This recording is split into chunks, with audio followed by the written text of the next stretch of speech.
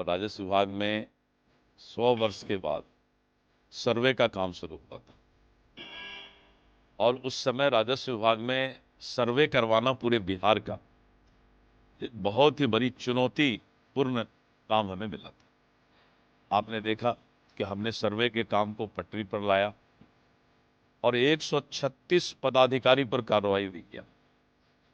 राजस्व मंत्री के रूप में लोग मुझे याद करते रहे। संगठन ने जो बिहार विधानसभा का चुनाव एक चुनौती के रूप में था, संगठन ने उपयुक्त समझा और मुझे प्रदेश अध्यक्ष का जिम्मेवारी दिया और उस चुनौती को भी स्वीकार करके जिस तरह से पूरे एनडीए को एक साथ लेकर चलना और एक ताकत बनाना, ये प्रदेश अध्यक्ष की सबसे बड़ी जिम्मेवारी थी कि एक तरफ भाजपा के सभी कार्यकर्ता और नेताओं को एक प्लेटफॉर्म पर रखना और दूसरी तरफ एनडीए को साथ लेकर चलना। इस चुनौती को भी मैंने स्वीकार किया और आज फिर से एक बार एनडीए की सरकार बनी। अब उद्योग विभाग, बिहार सरकार का नए सरकार में जो सबसे बड़ा कमिटमेंट है, वादा है, शपथ है, वो है बिहार के युवाओं को रोजगार देना। और बिहार के युवा को रोजगार हम तभी दे सकते हैं जब हम बिहार में उद्योग का जाल बिछाएं। और उद्योग का मतलब सिर्फ इंडस्ट्री और कारखाने से नहीं होता है।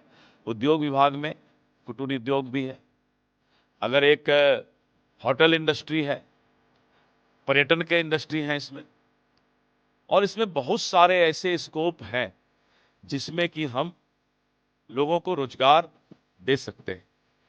इसीलिए सरकार की प्राथमिकता और प्रधानमंत्री जी ने अपने भाषण में भी इस बात का वादा किया है कि बिहार में निवेश आएगा, उद्योग आएगा और मैं इस चुनौती को भी अवसर में बदलकर दिखाने का काम करूंगा। देखिए, नीतीश कुमार जी का बहुत ही सोच समझकर ये फैसला है।